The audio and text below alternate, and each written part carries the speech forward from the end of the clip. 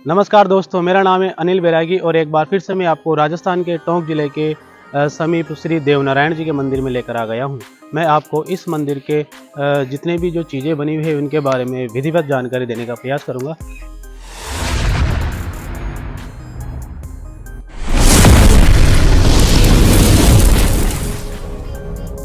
जैसा कि आप लोग देख रहे हैं दोस्तों, ये इस मंदिर का मुख्य द्वार है। हम लोग अभी भगवान श्री देवनारायण जी के मंदिर के प्रांगण में बैठे हुए हैं और मेरे साथ है सचिन की जी, ये हमारे गांव के हैं और ये है कैमरामैन प्रिंस बैरागी।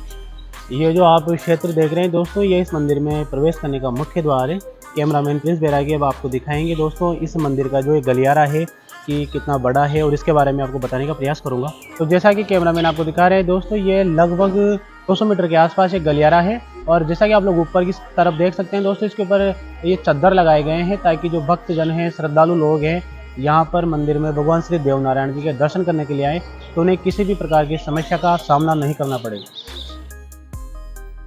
जैसा कि आप लोग देख रहे हैं दोस्तों, ये इस मंदिर का प्रवेश द्वार है। हम आगे बढ़ते हैं और आपको भगवान श्री देवनारायण जी के दर्शन करवाते हैं और दर्शन करवाने के बाद हम आपको भगवान श्री देवनारायण जी से संबंधित वो विभिन्न प्रकार के किस्से, कहानियाँ और इनके जीवनी के बारे में बताने का प्रयास करेंगे। जैसा कि आपको दिखाया जा रहा है दोस्तों, ये बहुत ही ज़्यादा बड़ा मंदिर है। एक बार आप इस मेरे बाएं वाले भाग की ओर देखने का प्रयास करें, इसके बाद एक बार फिर से मेरे दाएं वाले भाग की ओर आप लोग नज़र दौड़ाने का प्रयास करें। यहाँ पर पर्यटकों के लिए उद्यान बनाए गए हैं विभिन्न प्रकार के और टोंक जिले का यह एकमात्र ऐसा मंदिर है जो कि बहुत बड़े क्षेत्रफल में बना हुआ है। हम आपको इसका संपूर्ण भ्रमण करवाने की कोशिश करेंगे। जैसे हम इस मंदिर में प्रवेश करते हैं तो हमारे सामने एक ये बड़ा सा सीमेंट का बना हुआ एक चबूतरा देखने को मिलता है दोस्तों। यहाँ पर श्रद्धालुओं के द्वारा जो पशु पक्षी होते हैं उनके लिए चोगा डाला जाता है। जैसा कि आप लोग देख सकते हैं, ये बहुत बड़ा चबूतरा बनाया गया है यहाँ पे।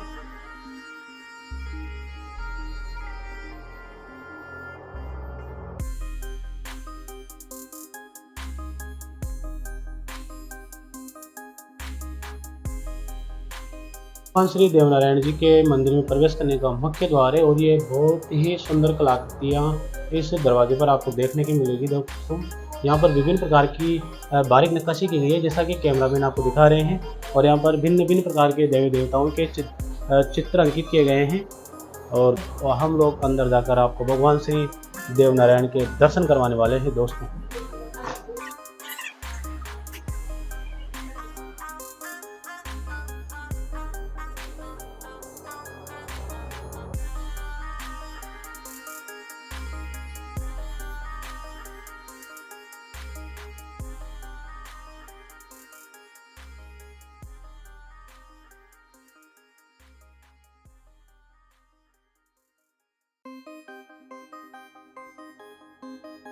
हम जैसे जैसे मंदिर के भीतर प्रवेश करते हैं तो हमें भगवान शिव का संपूर्ण परिवार देखने को मिलता है।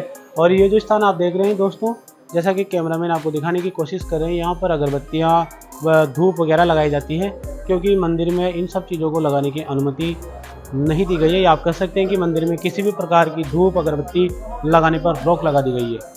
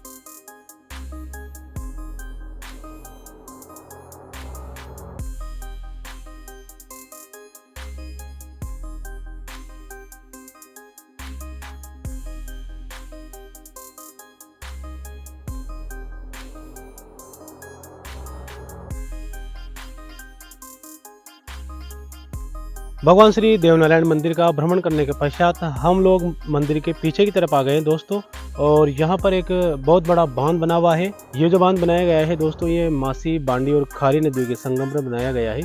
इसमें मछली पालन भी होता है और जो भक्तजन आते हैं, श्रद्धालु लोग आते हैं, वो इस बांध में स्नान वगैरह किया करते हैं।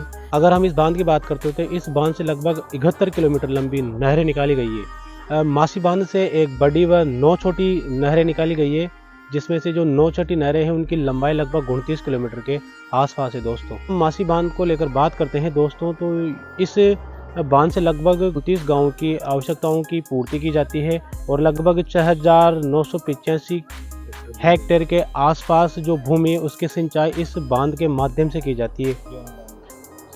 देखिए, किसी भी प्रकार की अनहोनी इस बांध के अंदर ना हो, इस वजह से यहाँ पर क्या है, ये रेलिंग लगा दी गई है कि जो श्रद्धालु लोग आते हैं यहाँ पर घूमने के लिए, जो पर्यटक आते हैं, वो अवांछित क्रिया ना करें। और अवांछित क्रिया करने की वजह से क्या है कि बांध में डूबने से किसी की मृत्यु हो सकती है। इस वजह से पहले से यहाँ पर ये रेलिंग लगा दी गई है, जैसा कि आप लोग देख रहे हैं। और ये बहुत लंबाई के अंदर फैला हुआ बांध है दोस्तों। जब ये पूरा का पूरा भरता है तो इसका पानी लगभग देवनारायण जी के मंदिर की उस तलहटी के आसपास आ जाता है, जैसा कि आपको दिखाया जा रहा है ये बांध। परंतु अभी वर्तमान समय में यहाँ पर क्या है कि ये मिट्टी वगैरह डाल करके और फिर इसको थोड़ा सा ऊपर उठा दिया गया है, जिसकी वजह से कि पानी है जो वहीं तक सीमित रहे और इधर देवनारायण जी मंदिर के आसपास ना आए।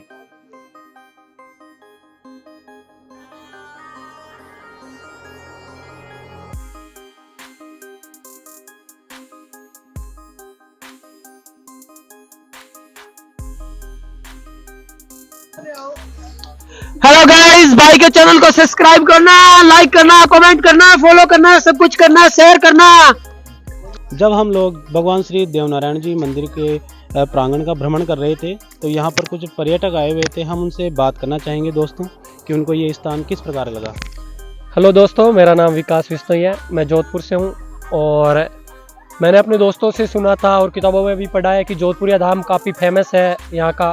तो आज हम सभी दोस्त मिलकर यहाँ पर घूमने आए। बहुत ही अच्छी जगह है, देखने लायक अच्छा दृश्य है, यहाँ का तालाब भी है, बहुत सभी लोगों नहाने की अच्छी व्यवस्था है और बहुत ही शानदार धाम है ये देवनारायण जी का। आप पढ़ाई करते हो क्या? हाँ, बीएड कर रहा हूँ मैं। अच्छा, बीएड कर रहे हो। और ये सभी आप ही के साथ? हाँ, हम सभी बीएड कर रहे हैं। कहाँ से भैया? यही बांकरोटा से हैं। बांकरोटा से। और आप? हम भी बांकरोटा से हैं। कैसा लगा आपको ये मंदिर? बहुत अच्छा मंदिर, शानदार है। अच्छा, और आप? हम लिडावता से यहाँ पे आते रहते हैं, बार बार आते रहते हैं। अच्छा, और आप कहाँ से भैया? मैं सिक्कर से। ये भैया सिक्कर से। तो कैसा लगा आपको ये? बहुत अच्छा लगा, किताबों से सुना है, यहाँ साथियों से भी सुना है, बहुत अच्छा लगा। यहाँ नहाए भी हैं और अभी मंदिर के दर्शन भी करेंगे। घूमने लायक जगह है यहाँ जोधपुरिया धाम। अच्छा, आपके सिक्कर में क्या कोई देखने की ऐसी जगह? सिक्कर में है ना, खाटू श्याम जी है, सालासर है, अच्छा। जीण माता है, बहुत स्थान है वहाँ देखने लायक।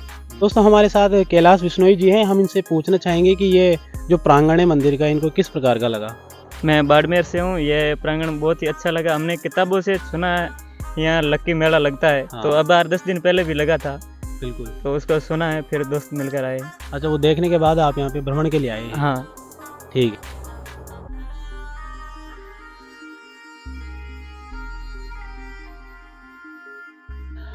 मंदिर का भ्रमण करने के दौरान हमारी नज़र एक और प्रतिमा पर पड़ती है। जैसा कि आप लोग देख रहे हैं दोस्तों, मेरे पीछे साधु माता है और उनकी गोद के अंदर भगवान श्री देवनारायण जी बैठे हुए हैं। ये प्रतिमा हमें दर्शा रही है दोस्तों कि भगवान श्री देवनारायण जी का जन्म किस प्रकार हुआ था। ये विभिन्न प्रकार के जो किस्से कहानियाँ हैं मैं आपको बताने का प्रयास करूँगा। फिलहाल आप एक बार फिर से देखने की कोशिश कीजिए इस प्रतिमा को। साधु माता के ठीक सामने मालाश्री डूंगरी बनी हुई है दोस्तों। ये मालाश्री डूंगरी है और यहाँ पर भगवान श्री देवनारायण जी विराजमान है। एक बार कैमरामैन आपको दिखाने की कोशिश करेंगे दोस्तों। ये बिल्कुल ठीक उसी प्रकार बनाई गई है जैसा कि मालाश्री डूंगरी के अंदर बनाया गया है। ये देवधाम जोधपुरिया है और यहाँ पर एक छोटे रूप में दर्शाया गया है मालाश्री डूंगरी को, जैसा कि आप लोग देख रहे हैं। और यहाँ पर विभिन्न प्रकार के ये जो आप लगे हुए देख रहे हैं रिबन और ये जो हाथों के जो धागे होते हैं, ये शायद अपनी मन्नत को मांगने के लिए यहाँ पर बांधे गए होंगे कि उनकी जो मांग है भगवान श्री देवनारायण जी से वो पूरी हो जाए। और जब इस मंदिर के बारे में कहा जाता है दोस्तों कि जब किसी भी प्रकार की मांग आम नागरिकों की पूरी हो जाती है तो वो यहाँ पर भंडारा करते हैं या भगवान श्री देवनारायण जी के भोग लगाते हैं। स्थानीय भाषा में उसे सवा मणि कहते हैं। हम वो स्थान भी आपको दिखाने का प्रयास करेंगे कि कौन से स्थान पर सवा मणि वगैरह बनाई जाती है। फिलहाल हम इस सुंदर उद्यान की ओर नज़र दौड़ाते हैं और इस उद्यान का भ्रमण करके आपको दिखाते हैं दोस्तों। जैसा कि आप लोग देख रहे हैं दोस्तों, यहाँ पर विभिन्न प्रकार के उद्यान बनाए गए हैं और यहाँ पर किसी भी पेड़ पौधे से हम लोग छेड़छाड़ नहीं कर सकते क्योंकि बहुत ही मशक्क़त करने के बाद इस उद्यान का निर्माण किया गया है और ये आम नागरिकों के लिए है दोस्तों, कि जो आम नागरिक हैं, भक्तजन हैं, इस मंदिर का भ्रमण करने आए तो थकान के कारण वो इस उद्यान के अंदर विश्राम कर पाए। अब मैं आपको भगवान श्री देवनारायण जी से संबंधित विभिन्न प्रकार के जो किस्से, कहानियाँ, किंवदंतियाँ हैं उनके बारे में बताने का प्रयास करूँगा। दोस्तों, भगवान देवनारायण से संबंधित हम बात करना चाहेंगे। भगवान देवनारायण जी की बात करें तो इनका जो हथियार है वो तलवार और भाला है, या आप कह सकते हैं कि इनके जो अस्त्र हैं वो तलवार व भाला है। अगर हम इनके जीवन साथी की या इनकी पत्नी की बात करते हैं तो वो पीपलदेह है, और इनके माता पिता की हम बात करेंगे तो माता पिता है महाराजा सवाई भोज सिंह जो कि गुर्जरों के थे, और इसके अलावा इनकी माता थी साडू माता। ये आप कह सकते हैं कि गुजरी साडू इनकी माता थी दोस्तों। देवनारायण जी एक महान शासक और एक महान योद्धा थे।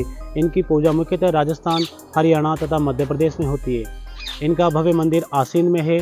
हम भगवान श्री देवनारायण जी के अवतार को लेकर बात करने वाले हैं दोस्तों। अगर हम इनके अवतार को लेकर बात करते हैं तो इनका जन्म एक लोकप्रिय मंडलजी गुर्जर के परिवार में हुआ था, जिन्होंने मेवाड़ में भीलवाड़ा जिले के पास प्रसिद्ध मंडल झील की स्थापना की थी। मंडल जी अजमेर के राजा बिसल देव गुर्जर जो कि विशाल देव चौहान के भाई थे, जिन्होंने सम्मत 8वीं शताब्दी में अजमेर पर शासन किया था और साथ ही अरब में घुसपैठ का सफलतापूर्वक विरोध भी किया था और तोमर वंश के शासकों को दिल्ली पर नियंत्रण पाने में मदद की।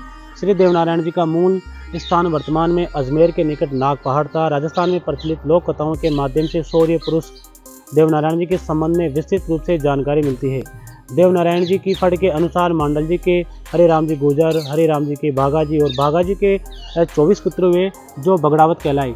इन्हीं में से बड़े भाई राजा सवाई भोज सिंह गुर्जर और माता साडू गुजरी, जिसे सेडू खटाना के पुत्र के रूप में विक्रम संमत 968 से 911 ईस्वी में माघ शुक्ल सप्तमी को अलौकिक पुरुष देवनारायण का जन्म मालासरे में हुआ था दोस्तों। हम बगड़ावत भारत को लेकर अगर बात करते हैं, रानी जयमती या जयमती को लेकर राणा के राजा दुर्जनसाल ने बगड़ावतों का युद्ध हुआ। इस युद्ध से पूर्व बगड़ावतों तथा दुर्जनसाल की मित्रता थी तथा वे धर्म के भाई थे। यह युद्ध खारी नदी के किनारे हुआ था। बगड़ावतों ने अपना वचन रखते हुए रानी जयमती को सिर दान में दिए थे। बगड़ावतों के वीर गति प्राप्त होने के बाद देवनारायण जी का अवतार हुआ तथा उन्होंने राजा दुर्जनसाल का वध कर दिया। देवनारायण जी की 3 रानियां थी, पीपलदेह परमार, धारा के राजा की बेटी, नाग कन्या तथा दैत्य कन्या। अगर हम देवनारायण जी के परिचय को लेकर बात करते हैं तो देवनारायण जी पराक्रमी योद्धा थे, जिन्होंने अत्याचारी शासकों के विरुद्ध कई संघर्ष एवं युद्ध किए थे। वे शासक भी रहे थे। उन्होंने अनेक सिद्धियां प्राप्त की थी। चमत्कारों के आधार पर धीरे धीरे वे देव स्वरूप बनते गए एवं अपने इष्ट देव के रूप में पूजे जाने लगे। देवनारायण जी को विष्णु के अवतार के रूप में गुर्जर समाज द्वारा राजस्थान व दक्षिण पश्चिमी मध्य प्रदेश में अपने लोक देवता के रूप में पूजा की जाती है। उन्होंने लोगों के दुख व कष्टों का निवारण किया। देवनारायण जी महागाथा में बगड़ावतों और रणभीणा के शासक के बीच युद्ध का रोचक वर्णन है। देवनारायण जी का अंतिम समय ब्यावर तहसील के मसूदा से 6 किलोमीटर दूरी पर स्थित देहमालिया देमाली स्थान पर गुजरा। भाद्रपद शुक्ला सप्तमी को उनका वहीं देहावसान हुआ। देवनारायण जी से पीपलदेह द्वारा संतान विहीन छोड़कर न जाने के आग्रह पर वैकुंठ जाने पूर्व पीपलदेह से एक पुत्र बीला व पुत्री बीली उत्पन्न हुई। उनका पुत्र ही उनका प्रथम पुजारी हुआ था दोस्तों। कृष्ण की तरह देवनारायण जी भी गायों के रक्षक थे। उन्होंने बगड़ावतों की 5 गायें खोजी, जिनसे सामान्य गायों से अलग विशिष्ट लक्षण थे। देवनारायण जी प्रातःकाल उठते ही सरे माता गाय के दर्शन करते थे। यह गाय बगड़ावतों के गुरु रूपनाथ ने सवाई भोज को दी थी। देवनारायण जी के पास लगभग 98,000 पशुधन था।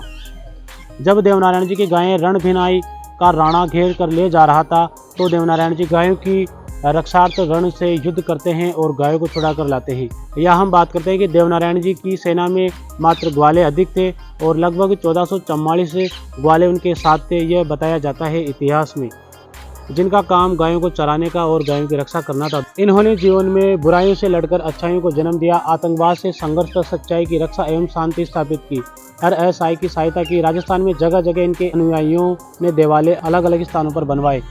इनको देवरा भी कहा जाता है। ये देवरे अजमेर, चित्तौड़, भीलवाड़ा व टोंक में काफ़ी संख्या में है। देवनारायण का प्रमुख मंदिर भीलवाड़ा जिले में आसींद कस्बे के निकट खारी नदी के तट पर महाराजा सवाई भोज में है। देवनारायण जी का एक प्रमुख देवालय निवाई तहसील के जोधपुरिया गांव में वनस्थली से लगभग 9 किलोमीटर की दूरी पर है। संपूर्ण भारत में गुर्जर समाज का यह सर्वाधिक पौराणिक तीर्थ स्थल है, जहां पर अभी मैं बैठा हुआ हूं दोस्तों। ये वही देवधाम जोधपुरिया है, जिसके बारे में मैंने अभी अभी आपको बताया। देवनारायण की पूजा बोपाओं द्वारा की जाती है। ये बोपा विभिन्न स्थानों पर जाकर लपेटे हुए कपड़े पर देवनारायण जी की चित्रित कथा के माध्यम से श्री देवनारायण जी की गाथा गाकर सुनाते हैं। हम देवनारायण जी की फड़ को लेकर बात करने वाले हैं। देवनारायण जी की फड़ में लगभग 335 गीत है दोस्तों, जिनका लगभग 1200 पृष्ठों में संग्रह किया गया है एवं लगभग 15,000 पंक्तियाँ हैं। ये गीत परंपरागत बोपाओं को कंठस्थ रहते हैं। देवनारायण की फड़ राजस्थान की फड़ी में सर्वाधिक लोकप्रिय एवं सबसे बड़ी है। हम श्री देवनारायण जी के नामों को लेकर बात करने वाले हैं। तो 11वीं कला का अस्वार इनको कहा जाता है, लीला घोड़ारा अस्वार। इसके अलावा त्रिलोकी का नाथ, देवजी, देव महाराज, देवधनी, साडू माता का लाडला, उधा जी, जय देवनारायण व सवाई बोध गुजर का लाल आदि नामों से श्री देवनारायण जी भगवान को पुकारा जाता है। दोस्तों, हम देवनारायण जी की कथा को लेकर अगर बात करते हैं तो देवनारायण जी के पिता सवाई भोज बड़े प्रतापी थे। ये गोठा के जागीरदार थे। सवाई भोज ने उज्जैन के सामंत द्वारा कटाना की पुत्री सेडू कटानी और कोटपुतली के पदम पोसवाल की पुत्री पद्मा से विवाह किया था। गढ़ बुवाल मारवाड़ के पास में है और वहाँ के सामंत इड़दे सोलंकी की राजकुमारी जयमती सवाई भोज से शादी करना चाहती थी। जयमती के पिता उनका विवाह राण के राणा दुर्जनसाल से करना चाहते थे। राणा दुर्जनसाल जयमती से विवाह करने हेतु बारात लेकर गढ़ बुवाल के लिए निकले थे, लेकिन सवाई भोज ने उन्हें मार्ग में भ्रमित कर गोटा पहुंचा दिया। दुर्जनसाल को जब इसके बारे में पता चला तो उसने एक विशाल सेना के साथ गोटा पर हमला किया और सभी विद्रोहियों को मार डाला। राणा दुर्जनसाल को यह युद्ध के बाद भी जयमती नहीं मिली। युद्ध में सवाई भोज का समर्थन करते हुए उन्हें वीरगति प्राप्त हुई थी। उस समय सवाई भोज की दूसरी पत्नी सेडू कटानी गर्भवती थी। गुरु रूपनाथ ने सेडू कटानी को समझाया कि उनका गर्भ में जो बच्चा है वही बच्चा वंश का बदला लेगा और अन्याय और अत्याचार को मिटा देगा। गुरु रूपनाथ की बात सुनकर सेडू कटानी आसीन भीलवाड़ा के मालाश्री जंगलों में चली गई, जहां पर माघ शुक्ल सप्तमी को देवनारायण जी का जन्म हुआ और उनका नाम उदय सिंह रखा गया। राणा दुर्जन सिंह को जब उदय सिंह के बारे में पता चला तो उसने उसे भी मारने के लिए एक सेना की टुकड़ी को मालाश्री भेजा। जब इसकी सूचना सेडू कटानी को मिली तो वह मालाश्री का त्याग करके अपने पीहर देवास चली गई। इसके बाद में हम फिर से देवनारायण जी को लेकर बात करते हैं। तो इसके बाद उनका बचपन देवास में ही बीता। वहाँ पर ही उन्होंने शिक्षा ग्रहण की और अस्त्र शस्त्र का ज्ञान भी प्राप्त किया तथा आयुर्वेद का भी ज्ञान श्री देवनारायण जी ने प्राप्त किया था। दोस्तों, हम श्री देवनारायण जी के विवाह को लेकर अगर बात करते हैं तो देवनारायण जी का विवाह शिक्षा ग्रहण करके देवनारायण जी जब देवास से अपनी जागीर गोट के लिए रवाना हुए तो मार्ग में धार मध्य प्रदेश में कुछ समय के लिए ठहरे थे। धार के राजा जयसिंह की पुत्री पीपलदेव बहुत बीमार थी, जिसे देवनारायण जी ने अपने आयुर्वेद की विद्या से ठीक कर दिया था। इससे प्रसन्न होकर जयसिंह ने अपनी पुत्री पीपलदेव का विवाह श्री देवनारायण जी के साथ कर दिया था। भगवान श्री देवनारायण जी के मंदिर में मूर्ति के स्थान पर ईंट की पूजा की जाती है तथा पूजा में नीम की पत्तियों का प्रयोग किया जाता है। अगर हम इनके प्रसिद्ध मंदिरों की बात करते हैं तो आसीन भीलवाड़ा जहां इनका जन्म हुआ था, उनके जन्म स्थान पर इनका भव्य मंदिर बना हुआ है जो भगवान देवनारायण जी का मुख्य मंदिर है। जोधपुरिया टोंक में श्री देवनारायण जी ने अपने शिष्यों को सर्वप्रथम उपदेश दिया था, जहां इनका भव्य मंदिर बना हुआ है और ये आप अभी देख रहे हैं। दोस्तों, मैं अभी इसी मंदिर के प्रांगण में खड़े होकर आपको भगवान श्री देवनारायण जी से संबंधित वो विभिन्न प्रकार के किस्से, कहानी और वृत्तांत बताने की चेष्टा कर रहा हूँ। देवमाली भीलवाड़ा। देवमाली में भगवान श्री देवनारायण जी ने अपनी देह का त्याग किया था तथा इनके पुत्र बिला ने भी यहीं तपस्या की थी। यहाँ पर इनका भव्य मंदिर बना हुआ है। अगर हम भगवान श्री देवनारायण जी की फड़ को लेकर बात करते हैं तो भगवान श्री देवनारायण जी की फड़ राजस्थान की सबसे बड़ी फड़ है। यह गुजर बोपो द्वारा जंतर मंत्र वाद्य यंत्र के साथ बांची जाती है। 1992 में भारत सरकार ने 5 रुपये के डाक टिकट पर श्री देवनारायण जी की फड़ अंकित की थी। देवनारायण जी के मेले की बात करते हैं तो श्री देवनारायण जी की स्मृति में प्रतिवर्ष भाद्रपद शुक्ल सप्तमी को आसीन भीलवाड़ा में इनका भव्य मेला भरता है। और अभी जिस स्थान पर मैं खड़ा हुआ हूँ दोस्तों, वहाँ पर भी सावन के अंदर लक्की मेला लगता है, जहाँ पर हजारों की तादाद में श्रद्धालु इस भव्य मंदिर के दर्शन करने के लिए इस स्थान पर आते हैं। तो पिछले आधे घंटे से भगवान श्री देवनारायण के जो मंदिर है उनके प्रांगण का भ्रमण कर रहा हूँ और यहाँ पर बहुत सारे उद्यान बनाए गए हैं। हम आगे बढ़ते हैं और आपको उस स्थान की ओर ले जाने की कोशिश कर रहे हैं जहाँ पर स्थानीय नागरिकों के द्वारा या जो दूर दूर के जो भक्त लोग होते हैं, श्रद्धालु होते हैं, उनके द्वारा सवा मणियाँ की जाती है। स्थानीय भाषा में सवा मणि से कहते हैं दोस्तों कि किसी भी प्रकार की रसोई का निर्माण करना या भोजन की जो सामग्री होती है उनको बनाना, उसे सवा मणि कहते हैं स्थानीय भाषा में। और मेरे पीछे जो आप लोग ये पूरा का पूरा क्षेत्र देख रहे हैं दोस्तों, ये क्षेत्र मात्र केवल भोजन बनाने के लिए काम में लिया जाता है और यहाँ पर विभिन्न प्रकार की सवा मणियाँ की जाती है। एक बार नाकाम कोशिश कर ली जाए दोस्तों इसको उठाने की। इस पत्थर की खासियत है दोस्तों, इसको दोनों हाथों से उठाकर ऐसे किया जाता है, परंतु मेरे में इतना सामर्थ्य नहीं है कि मैं इस बड़ी भारी पत्थर की शिला को उठा पाऊँ। और इससे बड़ी एक और पत्थर की शिला है यहाँ पर, जैसा कि आपको दिखाया जा रहा है। ये लगभग 100 किलो के आसपास है ये पत्थर, ये 80 के आसपास है और ये 60 किलो के आसपास है। जो पत्थर मैंने भी उठाया था, ये वाला जो पत्थर आप देख रहे हैं, ये लगभग 40 किलो के आसपास है। और इन्हें स्थानीय भाषा में माला देना कहते हैं। जिनकी बाजू में ताकत होता है वो लोग इनको एक हाथ में उठाकर ऐसे ऊपर की ओर कर देते हैं, परंतु हम तीनों में इतना सामर्थ्य नहीं है कि इन पत्थरों को उठा करके हम एक हाथ से माला दे पाएँ। मेरे सामने आपको एक प्राचीन घी भंडार नज़र आ रहा होगा दोस्तों। ये घी भंडार बहुत पुराने और यहाँ पर घी के दो बहुत बड़े बड़े हौद हैं। हम वो दोनों हौद आपको दिखाने का प्रयास करेंगे। ये जो बड़े बड़े से हौद आप लोग देख रहे हैं, इनमें घी भरा हुआ है। और ये जो घी है, भगवान श्री देवनारायण जी के मंदिर में जो दीपक जलते हैं, उन दीपकों को जलाने के लिए इनको काम में लिया जाता है। जैसा कि आप लोग देख रहे हैं, ये प्राचीन अखंड ज्योति का मंदिर है और यहाँ पर हर वक्त दीपक प्रज्वलित रहता है। आप कह सकते हैं कि एक पल के लिए भी ये दीपक कभी नहीं बुझते। एक बार आप देखने की कोशिश कीजिए।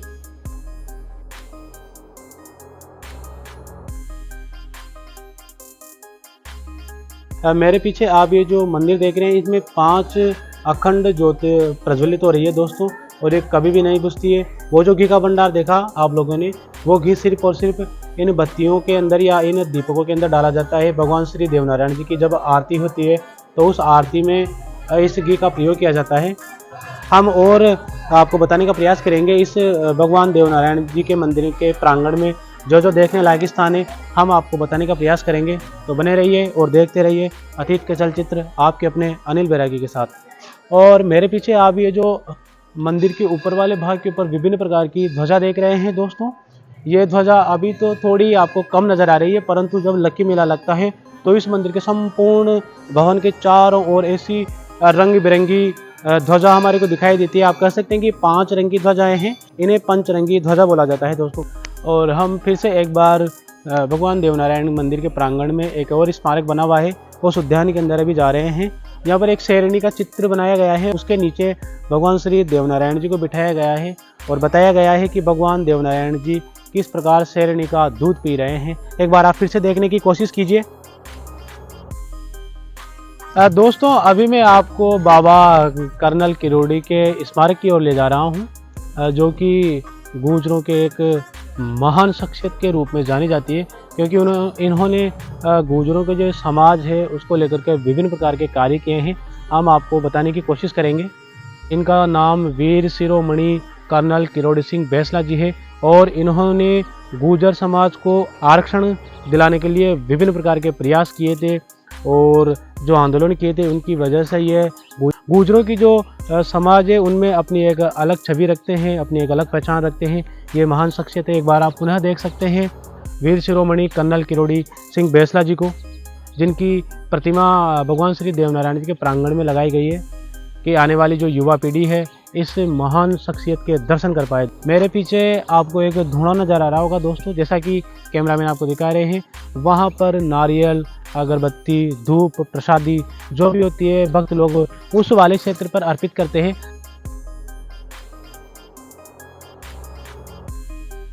क्योंकि जो भक्तजन होते हैं वो फिर गंदगी ज़्यादा कर देते हैं, तो उनके लिए वहाँ पर अलग से बनाया गया है कि जो भी कोई भक्तजन है, श्रद्धालु है, वो नारियल, अगरबत्ती, धूप, प्रसादी, घी यहाँ पर भगवान श्री देवनारायण जी को भेंट कर पाए।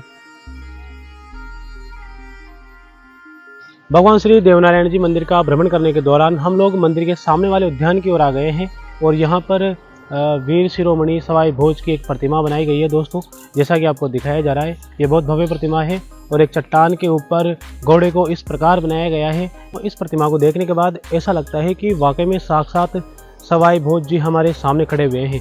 एक बार फिर से आप इसको देखने की कोशिश कीजिए। ये जो चट्टान बनाई गई है उस चट्टान के नीचे से किस प्रकार इस भयंकर काले सांप को निकाला गया है और यहाँ पर एक मोर भी बनाया गया है। देखिए कितनी बारीक नक्काशी की गई है इस मोर की। इस मोर को देखने के बाद ऐसा लगता है दोस्तों जैसे कि सजीव मोर हमारे सामने बैठा हुआ है। और यहाँ पर ऐसे विभिन्न प्रकार के उद्यान बनाए गए हैं दोस्तों, ताकि जो भक्तजन है, श्रद्धालु है, उनको किसी भी प्रकार की समस्या ना करनी पड़े। अगर हम टोंक जिले की ओर लेकर बात करते हैं तो शायद ही इतना भव्य मंदिर टोंक जिले में कहीं पर बनाया गया हो और इसका बहुत लंबा चौड़ा क्षेत्रफल है दोस्तों। मेरे पीछे आपको विभिन्न प्रकार की दुकानें नज़र आ रही होगी। उन दुकानों पर प्रसाद, अगरबत्ती, धूप अगरबत्ती, विभिन्न प्रकार की जो ये सामग्री होती है, चढ़ावा जो भगवान श्री देवनारायण जी को अर्पित किया जाता है, वो वहाँ पर मिलती है। तो दोस्तों, जितना भी हमारा सामर्थ्य रहा, हमने आपको ये संपूर्ण मंदिर दिखाने का प्रयास किया है। इसके बाद फिर से एक बार आपसे मिलने की कोशिश करेंगे ऐसी एक प्राचीन विरासत, ऐसी एक प्राचीन धरोहर को लेकर। तब तक के लिए बने रहिए और देखते रहिए आपके अपने अनिल बैरागी के साथ अतीत के चलचित्र। भाई के चैनल को सब्सक्राइब करो, लाइक करो, कमेंट करो और ज़्यादा से ज़्यादा हो उतना शेयर करो। शेयर करो। धन्यवाद। धन्यवाद।